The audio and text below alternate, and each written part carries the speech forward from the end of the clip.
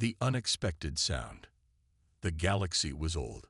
Civilizations had risen and fallen countless times, leaving behind ruins and fragments of their warnings. Some of these ruins carried the same strange message, written in different scripts but meaning the same thing. Do not disturb Earth. Most species ignored it. They said it was just superstition, the whispers of dead empires. After all, Earth was quiet, a small blue world hidden at the edge of a spiral arm. No fleets came from it. No traders, no signals, no colonies. Earth slept, silent, forgotten. Until one day, a sound broke the silence. The listening station of the Vayari Union orbited a cold star. Its task was simple: monitor deep space for unusual signals. For centuries, the monitors had reported nothing but static and faint pulses from distant pulsars. But on this day, a young operator named Cowarth froze at his console. The sound was faint at first, a low hum, like the vibration of a giant string across the void. Then it grew sharper, a sequence of repeating pulses. "Unidentified signal detected," Cowarth whispered. His commander walked over. "From where?" Cowarth pointed with a trembling hand. "Sector 9, near Sol's system." The room fell silent. Everyone knew that name. Sol, the system of Earth, the sleeping world, the one the old ruins warned about. For hours they listened. The signal was not random. It was structured. It carried rhythm, like a heartbeat. Could it be a beacon? One officer asked. Or a weapon activating? Another said nervously. The commander's face darkened. "Record it. Send it to the Union High Council. Do not attempt to answer." But by then, it was too late. The signal had already spread. Across the galaxy, other listening posts caught the same sound. The Rykari Dominion heard it in their war halls. The merchant guilds of the Seren heard it in their trade networks. Even the distant Shireki raiders, who prowled the outer dark, caught its echo. Everywhere, leaders whispered the same question: why is Earth making noise? In the Grand Council of the Union, the debate turned heated. One elder said, "It is just a relic, machines of an extinct people waking by accident." Another countered, "No, the ruins warned us. Earth is not empty. Something still lives there." The youngest of them, bold and reckless, leaned forward. "Then let us prove the legends false. Send a probe. If Earth is silent, we can end these foolish superstitions once and for all." There was hesitation, but curiosity won over caution. The vote passed. A probe would be sent to Sol. Weeks later, the probe slipped through the blackness of space. It was small, unmanned, carrying cameras and scanners. It passed the orbit of Neptune, then Uranus, then Saturn. The gas giants turned slowly in the darkness, indifferent. As the probe reached Jupiter, the signal grew louder. The pulses throbbed through its sensors. The rhythm was not random anymore. It was deliberate. Cowarth, watching the feed from the monitoring station, felt his heart stop. "It's not noise," he whispered. "It's a pattern." The pulses shifted into a sequence: 3 short, 3 long, 3 short. SOS, the humans' ancient distress call. On Earth, nothing moved. Cities lay quiet under clouds. No ships rose from the oceans. No signals broadcast into space. Yet the sound echoed again and again, as if the planet itself was breathing. The probe descended lower. It passed the orbit of the moon. Its cameras turned toward Earth. For the first time in centuries, alien eyes saw the blue world directly. The oceans glimmered. The continents stretched wide and green. It was alive. Then the probe's image shook. Something rose from the Pacific Ocean. At first it looked like a mountain, breaking through the waves. But mountains did not move. This shape was metallic, vast, rising higher and higher until it towered above the sea. Water cascaded from its sides like waterfalls. The scanners identified alloys unknown to the galaxy. And then lights awakened across its surface. The signal stopped. In the listening stations, alarms screamed. The probe is gone. Feed lost. Something destroyed it. Calreth stared at his console. The last frame showed the massive metallic shape turning, its lights glowing red, as if eyes had opened after a long sleep. He whispered what everyone was now thinking. Earth was never empty. Across the galaxy, fear spread like fire. Old ruins had warned them. Dead civilizations had left the same message. Never disturb Earth. But the sound was already out. The awakening had begun, and the galaxy would soon learn what it meant. The council chamber was never quiet. Normally, voices of 100 alien species filled the air with debates, shouts, and endless arguments. But this time, there was silence. A silence so heavy that even the air seemed frozen. At the center of the chamber, a small device lay on the floor. It was the recorder from the expedition. Everyone had just heard the strange sound captured from the far edge of the galaxy. The deep, thunder-like noise. The same noise that had been written in the records of extinct empires long ago. The silence ended when one voice spoke. "This cannot be," said Chancellor Zorith, his scaled skin trembling. "It is only a legend, a superstition meant to scare children." "No." Another alien rose, her crystal body glowing faintly. "The sound is real, and you know the old records. Every race that ignored it vanished." Whispers spread across the chamber. The council members tried to deny it, but deep inside, fear was growing. One species, the Varn, had been powerful once. They had ships that could destroy entire fleets in seconds, but when they heard the same sound, they thought it was only an anomaly. Within a single generation, they were gone. Their homeworld burned, their fleets dust. Only their warning remained: never disturb the sleepers. Now, the sound had returned. The youngest members of the council did not understand the fear. To them, it was just noise, nothing more. One of them stood and spoke boldly. "Why are we afraid of myths? We are the council. We control half the galaxy. If there is danger, we will face it. We will conquer it." But the elders did not share his courage. One of them, a long-lived Sirathi, slammed his staff on the floor. "You fool, you do not understand. This is not an enemy you can fight. This is the reason empires rise and fall. The sound is a warning. It means they are still here." The chamber grew darker.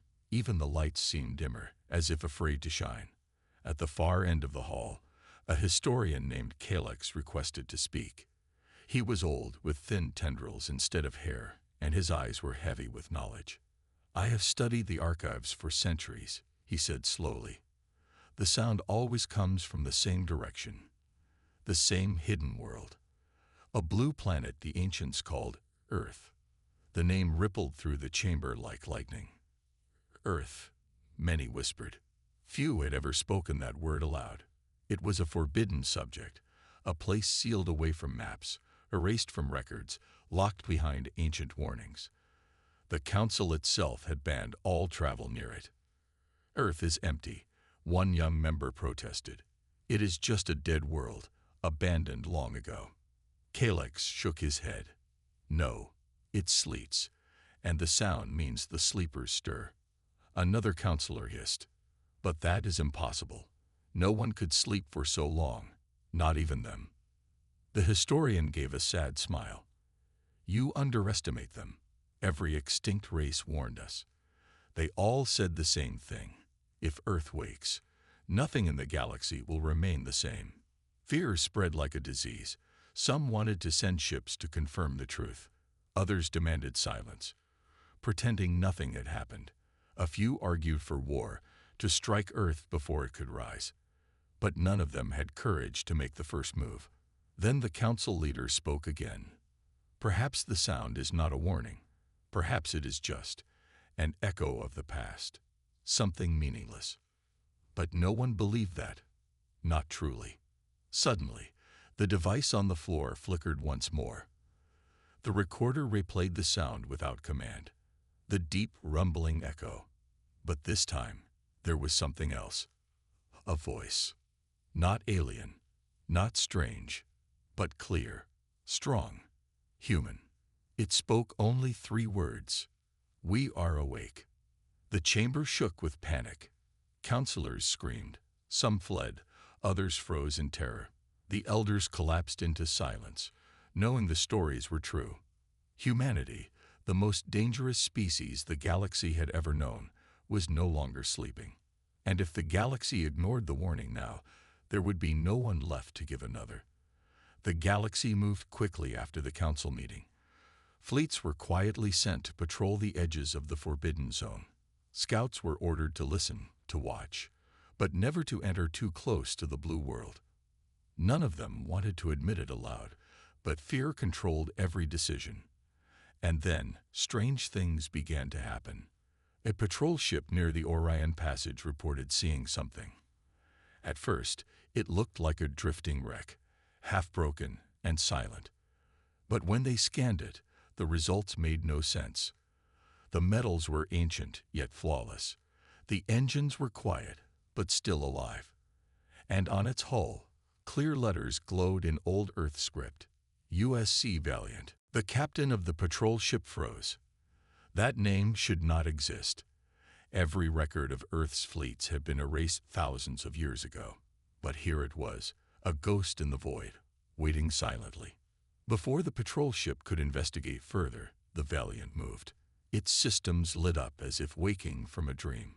It turned toward the patrol ship and sent a signal. 3 words. "Identify yourself."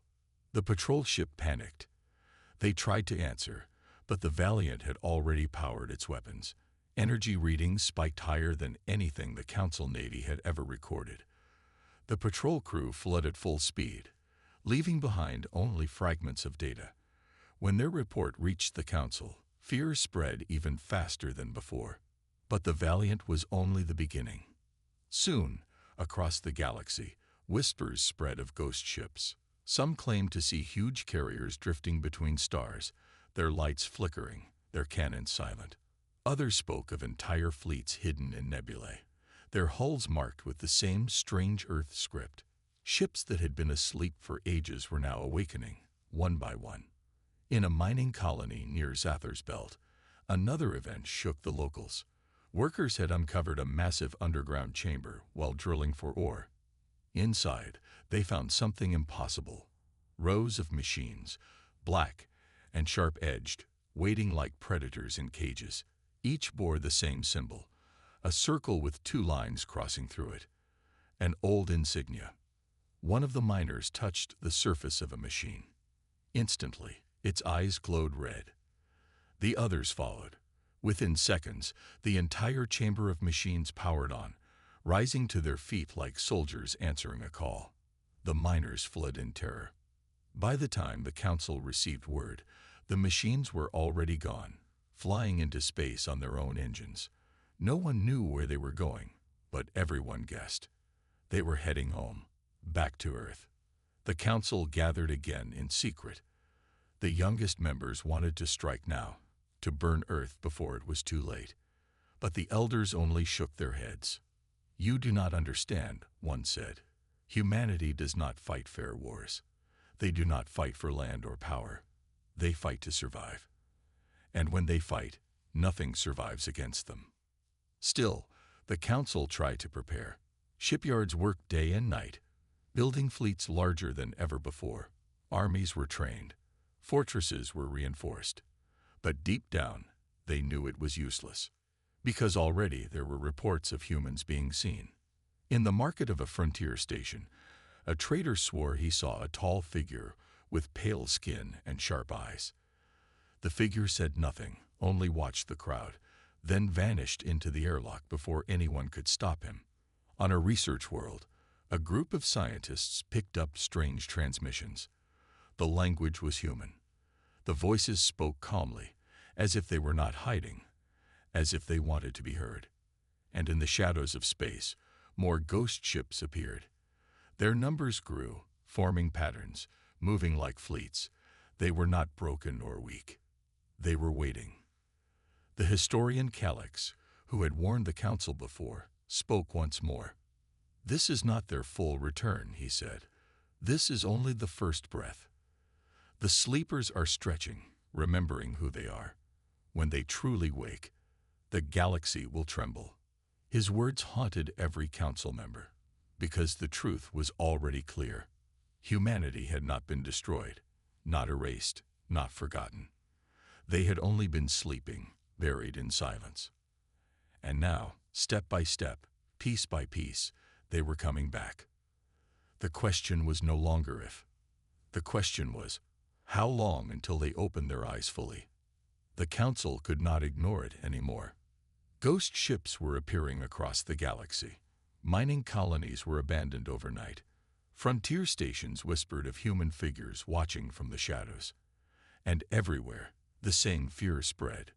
Earth was waking. But still, many refused to believe. "They are just old machines," said Admiral Rithar, his voice sharp and proud. "Remnants of a forgotten war. We are the rulers of this galaxy now.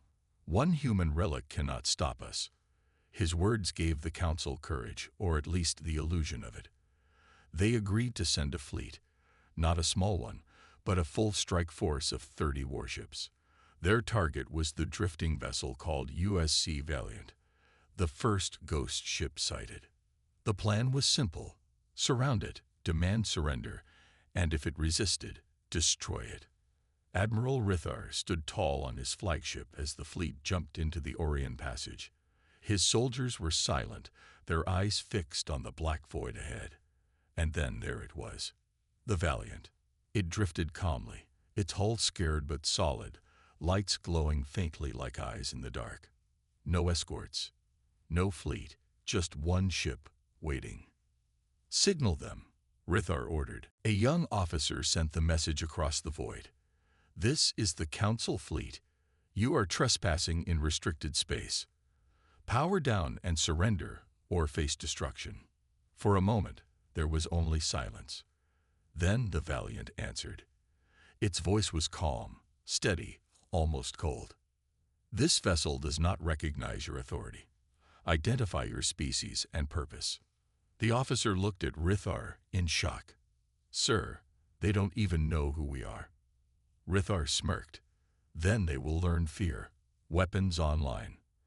Across 30 ships, cannons charge. The void filled with the glow of energy ready to fire. But the Valiant moved first. Its engines lit with blinding power, as if it had been waiting for this moment. Its cannons came alive, brighter and sharper than any the Council had ever seen. And then it spoke again. "Engagement authorized. This is a restricted zone. You should not have come." The battle began. The Council fleet opened fire in unison, beams of energy cutting through the void. Explosions rippled across the Valiant's hull. For a second, it looked like victory, until the smoke cleared. The Valiant was still there.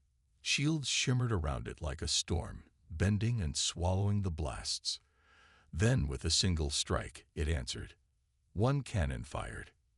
A Council cruiser vanished in a ball of fire, split in half like paper. Another shot followed. A second warship was gone. Panic spread. Officers shouted, alarms screamed, and Rithar's confidence cracked. "Keep firing. It cannot withstand all of us," he barked. But it could. The Valiant danced through the fleet like a predator among prey. Its weapons were too fast, too precise. For every volley the Council fired, 2 more of their ships exploded. Crews screamed as fire tore through their decks. Escape pods launched desperately, scattering like sparks in the dark. Then something worse happened.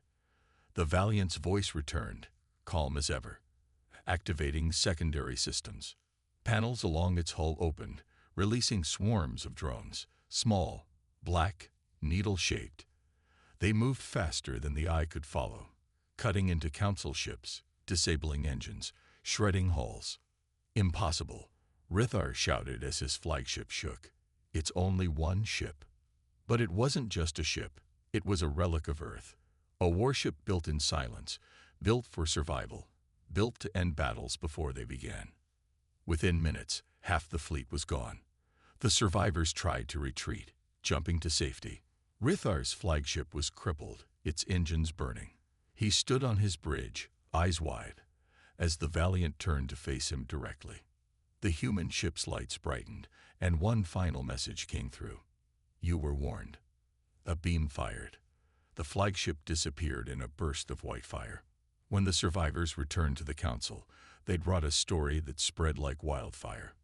30 ships sent, 1 ship returned, and that 1 ship was human. The council chambers erupted in chaos. Some demanded an alliance, to beg Earth for peace. Others screamed for war, saying humanity must be destroyed before more ships woke. But deep inside, every council member knew the truth. The Valiant was not alone. If 1 ship could do this, what would happen when the others joined it? What would happen when Earth itself awoke? And in the far edges of space, in nebulae and forgotten worlds, other ghost ships stirred. Engines hummed, lights blinked on, and crews long thought dead opened their eyes. Humanity was not just waking. Humanity was remembering. The council chamber was silent. The survivors of Admiral Rithar's fleet stood trembling before the assembly. They spoke of fire, of precision, of death. They spoke of 1 ship destroying 30. The words shook even the proudest leaders. It is only 1, argued High Chancellor Verrill, forcing strength into his voice. 1 relic, perhaps built in desperation. If we strike fast, if we gather our full forces, we can end this threat before it grows. But an older voice rose from the shadows. It was Archivist Renhall, keeper of the galaxy's oldest records. His eyes were cold, his voice heavy. You fools, he said. This is not new. I have read it before. Every race that touched Earth faced this same shadow. They all ignored the warnings, and every one of them was destroyed. A ripple of fear spread through the chamber. Some shouted that the Archivist was lying. Others whispered prayers. The Chancellor silenced them all with a raised hand. We will send envoys, he declared. If humans are awake, we must know their intent. Perhaps they can be reasoned with. And so, a delegation was chosen. The envoy ship, a golden vessel of peace, entered the solar system under heavy escort. Its crew had been told not to bring weapons, to show respect. They approached cautiously, scanning the dark void around Earth. At first, they saw nothing. Then, they saw everything. The planet itself was quiet, blue and green, clouds swirling as if nothing had changed. But in orbit, shadows moved. Massive stations circled the world like guardians. Their shapes were sharp, ancient, powerful, human architecture at its peak. And beyond them, more ships. Hundreds, perhaps thousands, not drifting, not abandoned. Awake. The envoy captain swallowed hard. By the stars, they were never gone. The ships did not move to attack. They simply watched, their weapons silent but ready. The envoy sent out a message. We come in peace. We are representatives of the Galactic Council. We wish to speak. For long minutes, there was no reply, just silence and the feeling of being weighed judge. Finally, a voice came. It was human, calm, steady, yet carrying something beneath it, something that made every alien on the envoy ship shiver. You come now, after centuries. Why? The captain hesitated. We seek understanding. We wish to prevent conflict. We wish to know what humanity wants. There was another long pause. Then the human voice replied. What we want is what we always wanted. Silence. Peace. You did not allow it. The envoy crew exchanged nervous glances. The captain pushed forward, desperate. If you wish for peace, then let us negotiate. Let us rebuild trust between us. The voice grew colder. Trust. After you broke into our system. After you fired on our ship. After you ignored the warnings carved into the graves of the races before you. The envoy captain's mouth went dry. That was not our intent. The human cut him off. You will not be given another chance. Leave and do not return, or what happened in Orion will happen again. on a scale you cannot imagine. The transmission ended. The envoy ship lingered only a moment longer before retreating. They had come for peace. They had received a warning. Back in the council, panic spread like wildfire. Reports arrived from across the galaxy. Human ships were no longer ghosts. They were active, moving in formation, retaking old stations, reclaiming abandoned sectors. One by one, human dreadnoughts lit their engines, breaking free from their silent watch. They moved with purpose, as if answering a call. The council scrambled. Some demanded war, others cried for surrender. But all knew the same truth: humanity was no longer sleeping. And with every passing hour, their numbers grew. Far from the council's reach, deep within Earth's underground cities, the humans themselves stirred. For generations, they had waited. They had hidden, building in secret, far from alien eyes. They remembered the day they were banished, when the galaxy laughed and turned its back. They remembered the warnings ignored by countless others. Now, they were ready. Admiral Marcus Hale stood before the great war map inside Sol Command. His face was hard, his eyes sharper than steel. Around him, officers whispered as new reports came in. Dreadnought Resolute has reactivated. The Iron Tide fleet is moving into position. Colonies on Titan and Europa report full readiness. Hale nodded slowly. Good. Then the time has come. He raised his hand, pressing a control. The holographic map lit up, showing not just the solar system, but the whole galaxy. Red markers glowed across it, locations of council fleets, stations, and colonies. Hale's voice carried across the chamber. We did not seek war. We sought silence. But they disturbed us, again and again. They must now understand what their arrogance has awoken. His officers stood taller, their eyes burning with purpose. Operation Dawnfire begins, Hale said. Humanity moves. In the far reaches of space, Council scouts watched helplessly as human dreadnoughts departed Earth.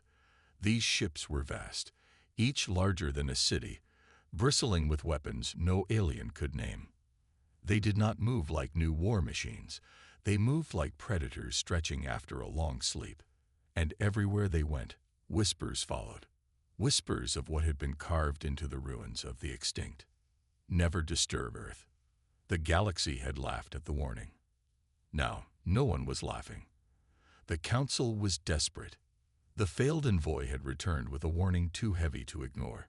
Humanity was not only alive, it was prepared. Their ships were countless, their defenses ancient yet far beyond anything the council had built. Fear spread through the stars like a plague. Yet pride refused to die. We cannot bow to them, declared Chancellor Verrill, his voice echoing in the chamber. If we show weakness, the galaxy will believe humanity rules us. We must strike first. We must crush them before their numbers grow. Crush them. Archivist Renhall's voice cut through the chamber. You have not understood. This is not an enemy like the rest. This is the one every extinct race warned us about. You will not crush them. They will crush you. But the council ignored him. They assembled the largest fleet in history. Thousands of ships from dozens of species gathered near the borders of Sol. War drums thundered across the void. The galaxy was ready for the final war. Admiral Kaler of the Ziran led the Armada. His pride burned hotter than his fear. We will remind them, he declared to his crew. The galaxy belongs to us, not to ghosts. Their time is over. And with that, the fleet moved into the solar system. At first, there was silence. Earth floated ahead, blue and calm, as if unaware of the storm descending. But then, the humans answered. From the shadow of the moon rose dreadnoughts the size of mountains. From the rings of Saturn came hidden carriers, their hulls bristling with fighter craft. From beneath Europa's icy crust surged submarines that climbed into space on roaring engines. Humanity had not built defenses only on Earth. They had built them everywhere. And at their head, leading them all, was the dreadnought Eternal Resolve. It dwarfed every ship in the Council fleet, its dark hull gleaming with strange symbols, weapons glowing like the eyes of a predator. On its bridge stood Admiral Marcus Hale, silent, calm, his gaze fixed on the enemy. "Transmit message," he ordered. Across the void, every alien ship heard his voice. "You disturbed our silence. You fired on our people. Now you will see why no one disturbs Earth." The battle began. The Council fired first. Thousands of beams lit the darkness, crashing into human shields. Explosions filled the void, bright as suns. For a heartbeat, it seemed the Council might overwhelm them. Then the humans struck back. The eternal resolve unleashed a wave of fire that cut through the enemy like a blade through water. Entire cruisers vanished in silence, torn apart by weapons no one had seen before. Human fighters swarmed from their carriers, weaving through the Council ships like hunters, striking engines, severing hulls. Even the largest alien battleships crumbled under the storm. Admiral Kaler's confidence broke. His flagship shook as alarms blared. "How? How can they do this?" he gasped. "Our numbers, our power." His words were cut off as a human drone swarm pierced his flagship's shields and ripped it apart from the inside. The explosion silenced the Zaran admiral forever. But the Council did not retreat. Pride chained them to the fight. They threw wave after wave against humanity's wall of fire. Each wave was broken. The dreadnoughts moved with terrifying precision. Not one shot wasted, not one target spared. To the humans, it was not war. It was execution. On the bridge of the eternal resolve, Hale stood unshaken. His officers reported calmly, as if this battle were routine. "Enemy fleets at Saturn are collapsing. Second wave neutralized near Mars.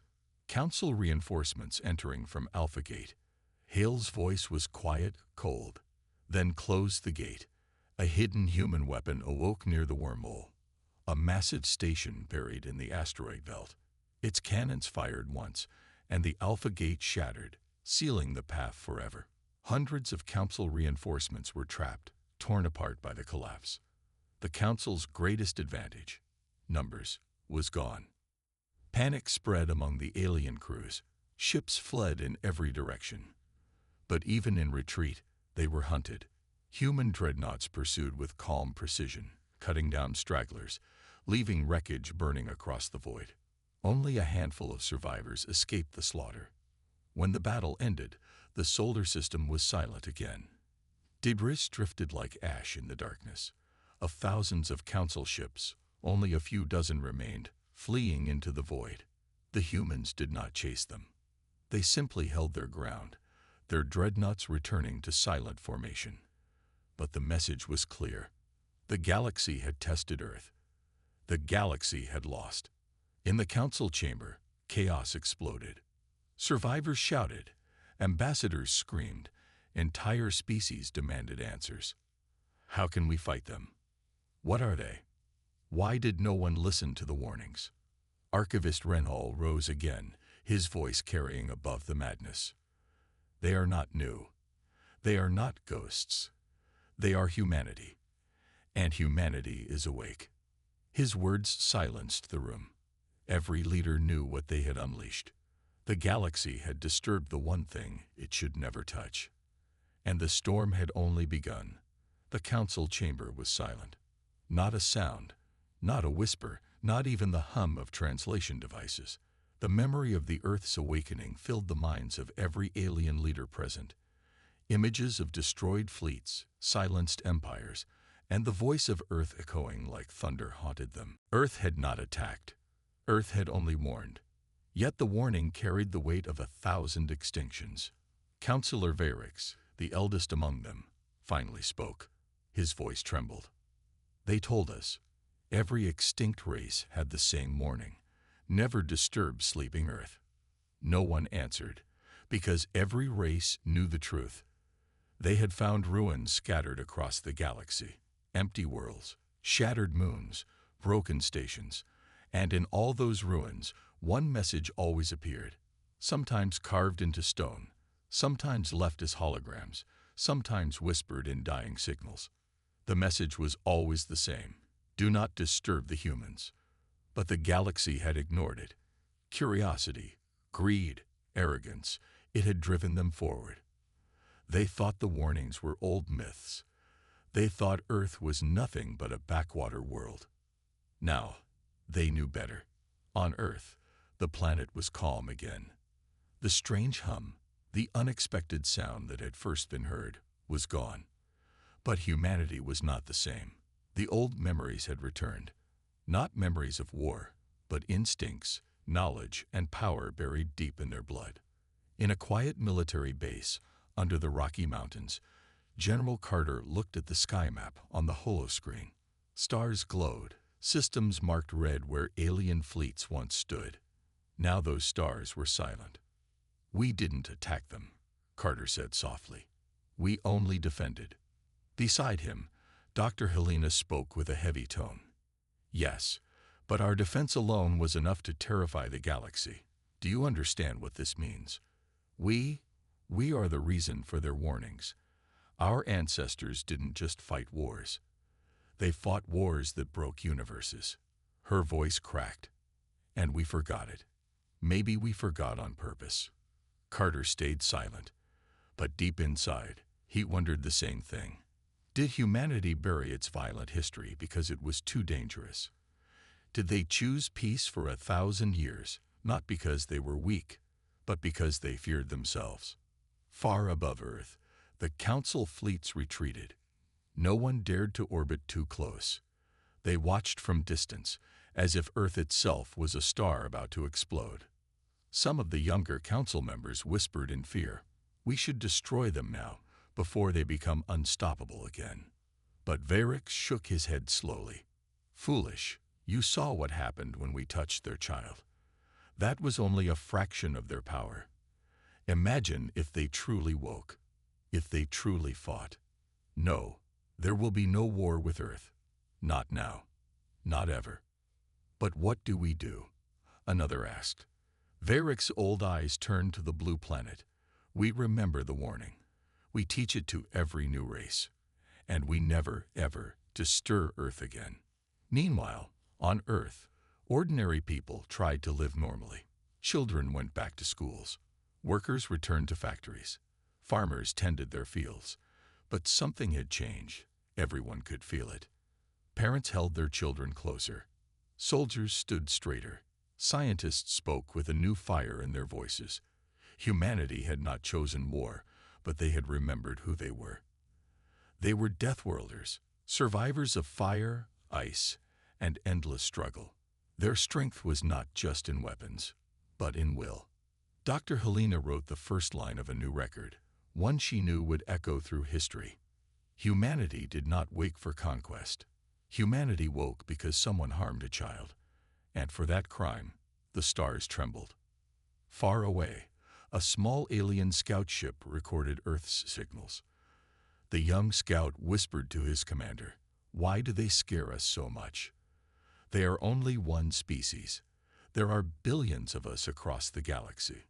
The commander's scales shimmered uneasily, because it is not their numbers. It is not their weapons. It is their nature. Every extinct race that disturbed them learned this truth too late. Humanity does not seek war.